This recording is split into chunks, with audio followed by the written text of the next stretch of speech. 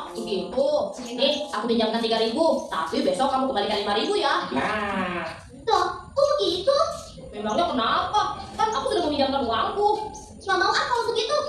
Masa pinjam 3.000 kok harus kembalikan 5.000? deh, udah atuh, jangan ribut di sini. Jadi gak belinya.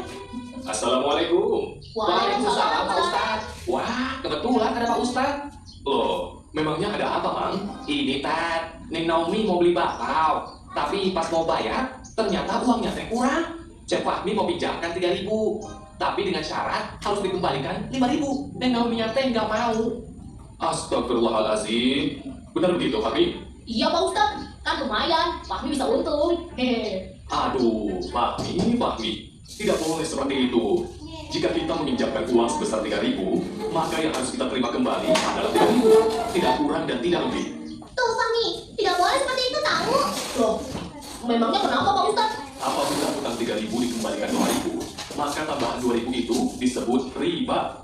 Dalam agama kita, riba itu merupakan hal yang sangat dibenci oleh Allah Subhanahu wa Ta'ala. Waduh, berarti apa yang Fahmi lakukan tadi harus dihilangi Pak Ustadz? Betul. Orang yang berhutang berarti dia sedang membutuhkan bantuan kita. Karena itu, kita tidak boleh memberatkannya dengan hutang yang tambah jumlahnya. Nanti Allah akan membalas terhadap kita. Astagfirullahaladzim. Hampir saja Allah marah sama Fahmi. Kalau begitu, ini uangnya Naomi. Kamu tidak usah kembalikan. Wah, beneran nih. Nah, kalau itu namanya sedekah. Allah Subhanahu wa Ta'ala sangat suka dengan orang yang bersedekah. Fahmi gitu loh. Ya udah, makasih ya Fahmi. Tapi nanti aku tetap kembaliin uang kamu. Karena aku kan cuma pinjam. Nah, biar lebih disukai Allah, gimana kalau coba Fahmi beli lagi bakonya 5? Enak aja. Apa pelajaran yang dapat diambil dari video? Jangan membuat keuntungan dari orang lain. Apa namanya? Riba. Yang pertama dari videonya kan ada jual beli. Terus yang kedua ada hutang piutang. Maksudnya kan tadi si laki-laki itu mau meminjamkan uang kepada cewek itu merupakan juga hutang kan. Terus dia memberikan 3.000 tapi dengan cara dikembalikan 5.000. Itu namanya riba. Nah itulah yang akan kita pelajari pada hari ini. Untuk yang pertama jual beli itu gak punya. Halaman 225.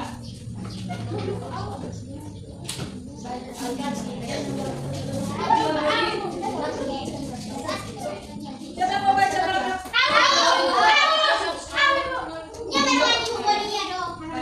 Jual beli. Ada kontrol lupa.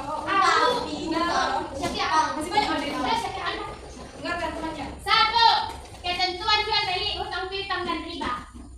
A. Jual beli secara bahasa dalam bahasa Arab. Jual beli berarti al-bai'u yang berarti mengambil atau memberikan sesuatu. Secara istilah, jual beli adalah menukar suatu barang dengan barang yang lain dengan cara tertentu. Cara-cara itu diatur dalam ketentuan fikih muamalah tentang jual beli. Di antaranya hukum syarat dan khiyar. Hukum asal jual beli adalah mubah atau boleh. Meskipun demikian ada beberapa sebab yang bisa mengubah hukum jenis hal ini. Jual beli bisa menjadi wajib apabila menjual merupakan suatu keharusan, seperti menjual untuk membayar hutang yang sudah jatuh tempo. Jual beli juga bisa menjadi sunnah jika barang yang dijual sangat diperlukan oleh pembeli. Hukum jual beli pun bisa berubah menjadi haram apabila dilakukan dalam rangka kemaksiatan, seperti menjual barang haram. Jual beli dengan tujuan merusak harga pasar atau menjual barang yang bisa merusak ketentraman masyarakat. Tadi teman kita sudah membacakan pengertian dari jual beli. Jual beli itu yang dekat. Menukar jual beli adalah menukar suatu barang bebas yang lain. Menjadi bangsa menjadi jual beli. Ini itu menerima dan memberikan sesuatu, maksudnya si penjual memberikan kan dan si pembeli menerima. Tetapi dengan ketentuan ataupun dengan cara tertentu, misalnya dibayar dengan uang. Udah paham maksudnya jual beli ini? Apa hukumnya di dalam Islam jual beli? Mubah atau tidak boleh. Nah, tetapi hukum itu bisa berubah menjadi wajib, sunnah, mubah dan haram. Tahu maksudnya yang dinamakan jual beli Haram. wajib? Wajib kita usi. Wajib. Pernah wajib kita usi. Hukum jual beli wajib. Apa maksudnya ini yang dinamakan jual beli wajib ini? Wajib dibayar. Misalnya kita ada utang kan, terus udah jatuh tempo utangnya, mau apa yang udah jatuh tempo? Misalnya kan tanggal sekian, misalnya tanggal 2 April harus dibayar, sedangkan hari ini udah tanggal 1 April. Terus kita udah jatuh tempo kan utangnya, kita mau jual barang kita, tapi barangnya yang bisa bermanfaat ataupun berguna kan. Misalnya kita menjual suatu barang, terus itulah yang dinamakan jual beli yang wajib. Maksudnya dia karena harus membayar suatu kewajibannya, yaitu membayar utangnya kan. Jadi jual beli itu dinamakan jual beli yang wajib. Contoh lain misalnya ada seorang pedagang beras, terus kan beras itu bisa naik kan harganya tiba-tiba. Dia itu mempunyai satu beras yang banyak, terus karena beras itu langka dan harganya mahal, dia wajib ataupun ya jual beli itu wajib dengan syarat dia menjualkannya dia menjualkannya ke orang lain dengan harga yang normal, bukan harga yang tinggi, karena dia itu mempunyai beras yang banyak karena dia menimbun hartanya. Jadi jual beli itu juga merupakan jual beli yang wajib. Berapa maksudnya jual beli yang wajib? Apalagi hukum jual beli buku tadi? Lupa. Kan itu hukum awalnya kan, buat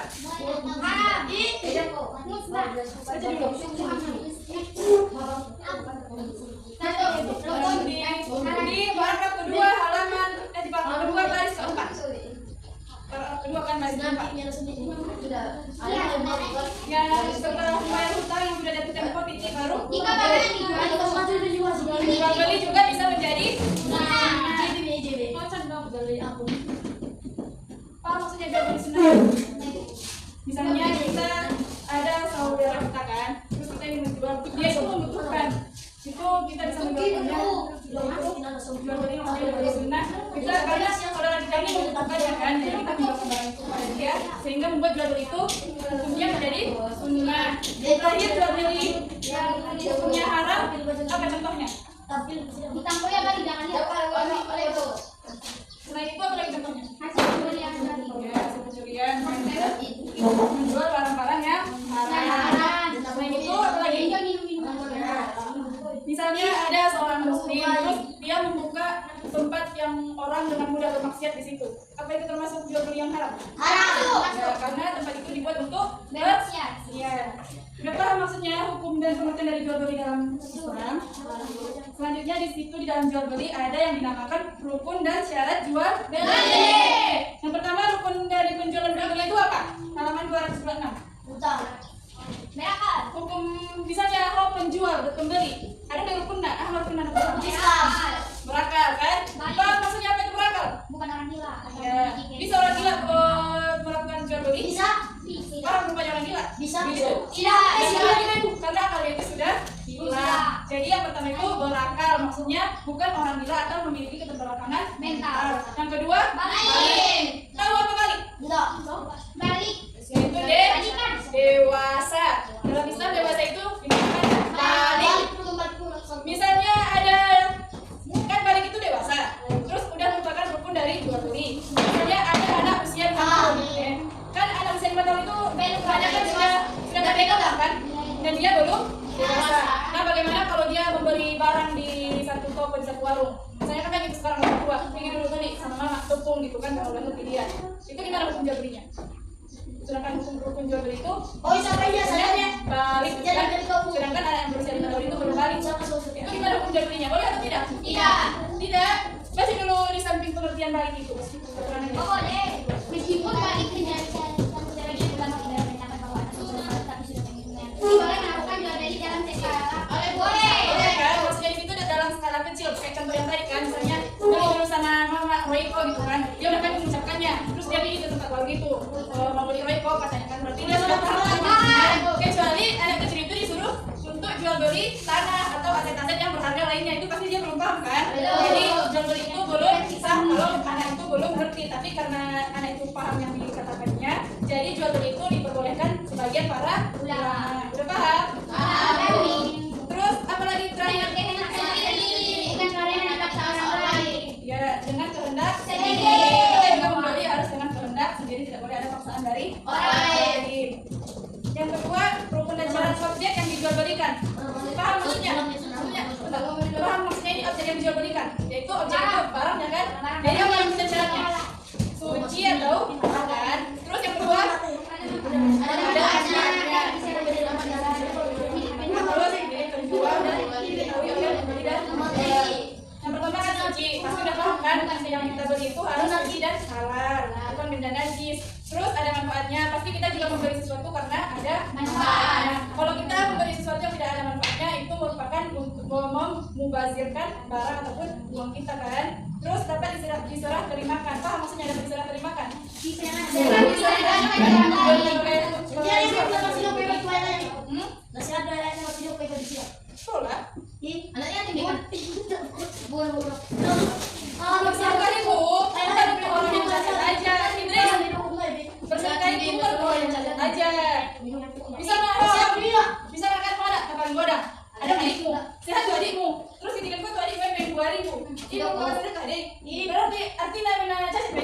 Jaya Pemda kan, benangnya juga di Sirko Jaya Pemda kan, tapi karena benang PP jadi di Pemda diubah aja, saya Sirko Jaya Pemda. Banyak lah 2000. Dan misal contoh, jadi keserigah itu bukan hanya untuk orang yang cacat atau untuk orang yang sakit.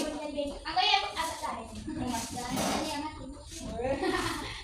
Terus yang selanjutnya itu milik penjual, maksudnya yang dijual belikan itu dijelaskan ya milik penjual ataupun yang dititipkan kan ada sekarang orang yang berikan dagangannya kan oh ya misalnya pun di kantin kita mau makanan terus kalian titip makanan ke situ itu jual belinya gimana? Sah atau tidak? Sah. Karena itu dititipkan kepada pemilik baru. Terus diketahui oleh penjual dan pembeli, wujud, bentuk, ukuran dan sifat-sifat jelas dan diketahui oleh kedua belah pihak. Paham? Tidak. Membeli sesuatu kan pasti kita tahu gimana bentuknya, gimana wujudnya. Oh. Ada apa itu? Beli misalnya kayak online lah, online aja kan kita belinya melihat fisiknya kan, gambar. Jadi kita juga harus mengetahui dan diketahui oleh penjual dan pembeli. Kita melihat bagaimana bentuknya, bagaimana wujudnya, ukurannya dan sifat-sifat yang kita barang yang kita beli. Terus rukun dan syarat selanjutnya di situ ada akad jual beli atau ijab kabul. Paham maksudnya? Berhubungan. Akad jual beli Berhubungan. berhubungan apa? Laki-laki. Oh, ini tahu dia nih. Bro, maksudnya yang hukum jual beli 1 wajib 2 4 haram. Haram juga Pak. Baca di situ. Ijab dan kabul. Ijab kabul itu bukan hanya dalam pernikahan aja. Ada juga ikat Akad jual beli. akad jual beli. Akad jual beli. Maksudnya ijab dan kabul berhubungan. Menjadi ijab kabul berhubungan secara langsung atau tidak langsung? Ada kita saja pada uji dalam kehidupan sehari-hari pasti secara tidak sengaja kalau udah itu kan bahasa kita bisa misalkan kita habusi terus pasti kan kata lain tabus etek juga kan berarti itu merupakan akad jual gitu maksudnya secara tidak langsung kita sudah menerapkan dalam kehidupan terus yang paling mudah kita paham itu misalnya kita membeli tanah kan ada sertifikatnya kan nah itu yang besar kan terus pasti penjual tanah itu memberikan sertifikatnya sambil menyalakan itu kan saya serahkan tanah ini dan sekarang itu juga merupakan akad isinya akad serah terimanya saya serahkan sekarang tanah ini gitu kan terus pasti kembali saya terima gitu sama juga seperti akad pernikahan akad pernikahan itu kan itu saya nikah ya gitu kan terus si suami si calon suami itu misalnya itu kembali masih dia gitu kan saya terima nikahnya gitu juga dengan kembali saya terima nikahnya Kota instak. udah paham maksudnya akad jual beli ini Udah. Ibu akad jual beli Akan kau bilang ini dulu. udah tahu kan dari tengku kalau babi akad jual nikah kalau 9 di nikah akad jual nikah harus ini. Akad jual terus nikah. bermakna mufakat penjual dan pembeli penjual dan pembeli mufakat dalam transaksi yang dilakukan seperti yang ini kita kan mufakat dulu dia membiarkan penjual juga memberikan apa terus tidak bisa memutuskan lagi contoh saya jual barang ini karena saya jual barang ini jika saya jadi beli terus selanjutnya tidak berwaktu tidak dijual dalam waktu tertentu oke paham maksudnya jual beli terus selain ada rukun dan syarat ada juga khiyar tahu apa khiyar? Baca dulu apa itu maksud khiyar siapa yang mau baca?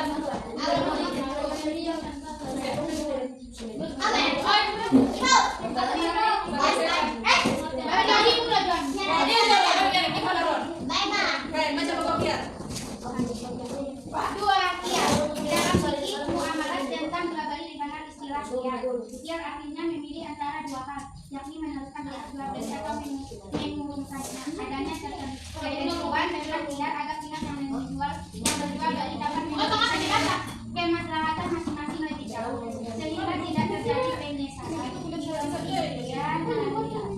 sangatnya jual beli yang sudah dilakukan ikhtiar dan kewajibannya itu ikhtiar majelis syarat dan hari. Udah paham maksudnya khiyar?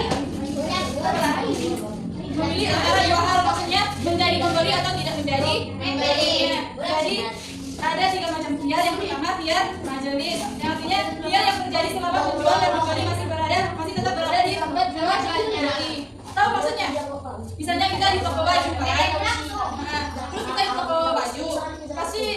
kita memilih antara memberi dan tidak memberikan, kita putuskan di tempat itu langsung. Karena kita sudah melihat bagaimana keadaan fisiknya, terus bentuknya, kita sudah melihat baju itu kan. Jadi itu tergantung kita memberi atau tidak memberinya. Jadi kita biar majelis di mana masih tetap berada di kita masih berada di tempat jual beli baju. Terus di situ yang kedua ada biar syarat, biar yang dijadikan syarat.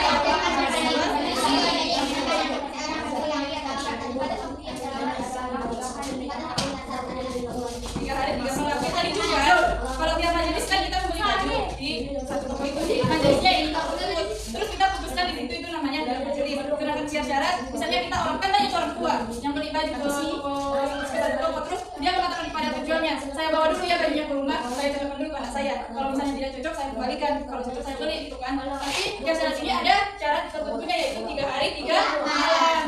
Jadi kita harus menentukan barang yang kita beli atau tidak. Begitu juga dengan si penjual, misal kita penjual ada satu barang, misalnya kita jual baju kan, terus si pembeli bilang gini, dia cantik ya nampak bajunya, terus nggak ada duitnya kan, belum ada duitku, tapi cantik nampak bajunya, simpan dulu, sama aku ini bajunya jangan jual katanya. Terus itu kan waktunya 3 hari 3 malam, belum nyampe 3 hari 3 malam, masih 2 hari atau 1 hari, datang orang pembeli lain, nah kalau baju ini kan cantiknya nampak, terus mau dibelinya, boleh itu dijual oleh penjual itu? Tidak boleh. Ya karena belum 3 hari. Misalnya udah lewat 3 hari, kan dia janjinya 3 hari. Belum ada duitku. Kalau ada duit berarti lagi aku sini katanya. Terus udah lewat 3 hari. Datang orang hari keempat mau beli baju itu. Boleh dijual? Boleh. Sudah pada wajib waktunya. Udah paham maksudnya? Terus terakhir dia IB, artinya kalau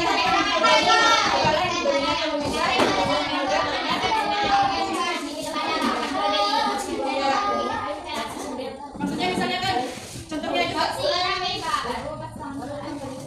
biar mudah dipahami, jual beli baju itu aja kan. Terus kita udah beli baju, udah selesai akad di tokonya, pas kita ke rumah kita nggak lihat di tokonya ada satu kancing yang rusak, terus jahitan belakangnya juga nggak rapi, karena kita berlakukan penjual karena barang tersebut cacat. Jadi pas kita ke toko itu antara mengembalikan barang itu atau meminta pengurangan harga karena barang itu cacat dibeli oleh orang pembeli. Udah paham maksudnya biar ID ini?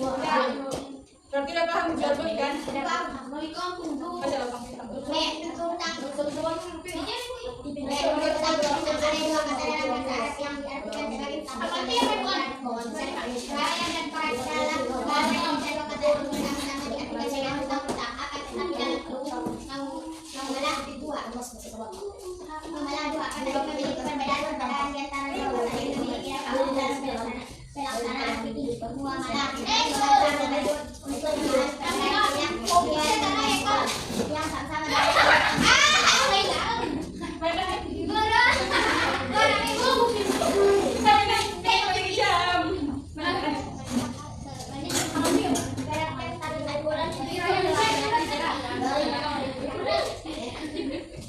Udah paham utang kita? Coba dikasih satu orang.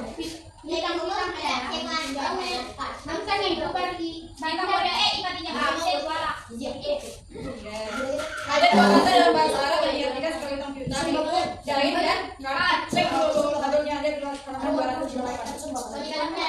Di situ makna dari dain itu lebih umum, tidak semua dain adalah karat. Berarti tidak semua adalah dain. Sedangkan katnya lebih khusus empat adalah salah satu jenis dain. Sedangkan pengertian dain adalah mencakup segala jenis utang yang terjadi karena sebab apapun seperti jual beli, sewa menyewa ataupun pinjam yang pinjam.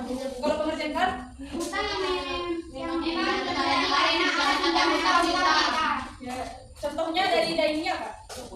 Menjadi masalah orang pembayaran kalau contoh kan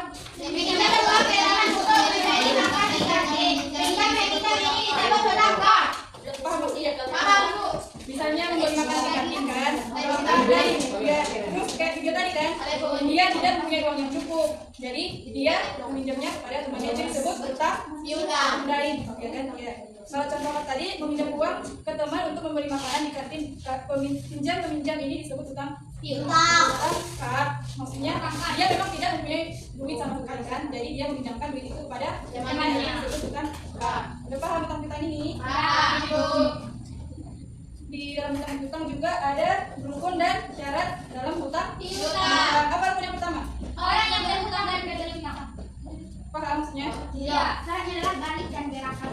Ada orang yang berhutang dan orang yang tidak. Maksudnya yang memberikan hutang dan menerima uangnya untuk berhutang. Terus yang kedua ada barang atau harta yang Dihutangkan. tadi rukun orang yang berhutang dan hutang itu apa rukunnya? Syarat dari rukun itu. Dan sama juga seperti rukun dan syarat jual beli kan harus balik dan berakal. Misalnya anak 5 tahun bisa itu hutang piutang. Enggak, kan? Jadi syarat dari hutang itu harus balik dan berakal. Jadi dia tahu apa yang dilakukannya. Yang kedua barang atau harta yang dihutangkan. Syaratnya jelas ada barangnya. Sama kan seperti tadi ada barangnya, terus jenis dan apa lagi? Dan kadar jumlah takarannya itu jelas. Misalnya memberikan hutang kepada orang jelas duitnya kan misalnya 50.000, berarti itu jelas jumlah dan kadar takarannya. Yang ketiga akad ijab kabul, tidak mempersyaratkan tambahan tertentu. Karena misalnya kita memberikan hutang kepada orang seperti video tadi, 3.000 punya dikasihnya ke temannya, terus dia minta itu namanya riba, tidak berhutang lagi kan? Karena orang yang meminta atau meminjam duit itu karena dia butuh kepada orang yang memberikan uang tersebut. Dia meminjamkan uang pasti karena dia kekurangan. Jadi kita yang memberikan hutang juga tidak boleh memberatkannya dengan memberi syarat menambahkan ataupun memberi bunga kan. Jadi kalau kita menambahkan, misalnya kita kasih 3.000, kita minta dia memberikannya 5.000, itu sudah memberatkan si hutang peminjam. Sudah paham? Selanjutnya setelah jual beli dan hutang piutang ada riba. Siapa yang mau baca riba? Baca buat. Riba berasal dari kata dalam bahasa Arab yang berarti lebih atau bertambah. Biasanya istilah riba berarti tambahan pada harga yang berbeda dalam transaksi dan dua pelaku akad dan dalam buat yang berarti secara umum riba terdapat dari dua macam berasal dari riba. Riba berasal dari bahasa Arab yang Berarti lebih atau bertambah.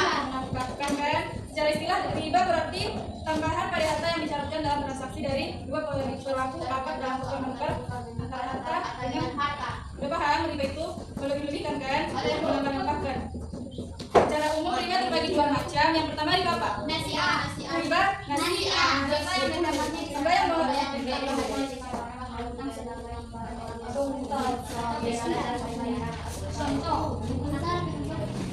riba yang tambahannya disyaratkan oleh pemberi hutang kepada orang yang berhutang sebagai imbalan dan pembenaran atau dengan bayaran. Contohnya, coba baca dulu tabelnya dalam hati masing-masing pahami.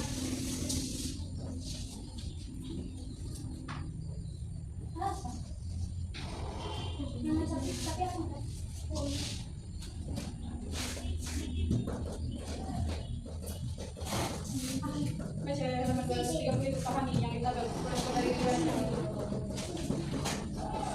Baca palan pertama saran. Paham ya?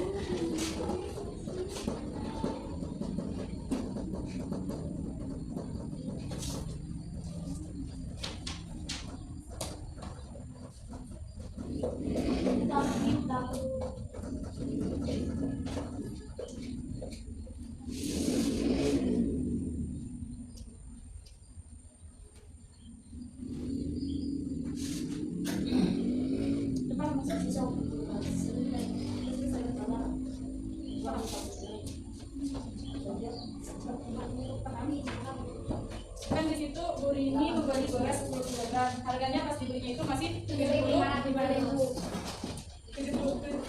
Dia membeli 10 kg beras, tapi dalam 1 kilo itu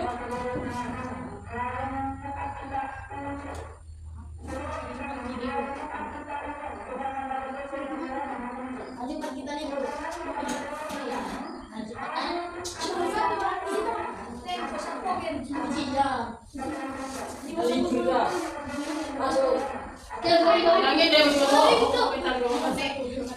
bro.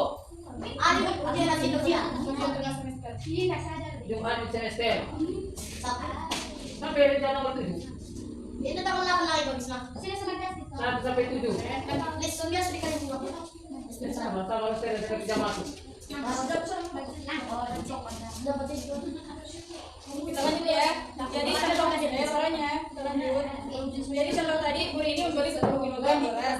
Terus 1 kg beras itu harganya 7.500. Dia kasih berutang kan ke penjual. Tapi penjual itu tidak mau naikkan harga, maksudnya bukan dia tidak mau riba. Secara tidak langsung Bu Rini sudah terkena riba, maksudnya pas dia membeli beras itu harga 1 kg masih 7.500. Dia kan masih berutang. Terus dia mau bayar utangnya bulan depan. Nah, pas dia mau bayar utang itu harga beras naik menjadi 8.000. Bulan sebelumnya kan 7.500 1 kg.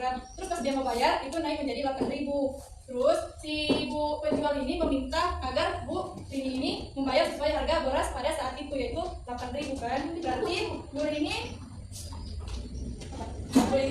membayar beras itu sesuai dengan harga pada saat itu. Karena penundaan dia membayar utang, dia terkena kenaikan harga kan. Kenaikannya yaitu kelebihan Rp5.000 sebagai akibat penundaan pembayaran ini disebut riba. Nah, karena dia berutang terus utangnya itu maksudnya dia membeli beras tapi pas dia membayar harga beras itu naik. Jadi itu dinamakan pas dia membayarnya, karena si penjual ini meminta agar Ibu Rini ini memberikan uangnya sesuai dengan harga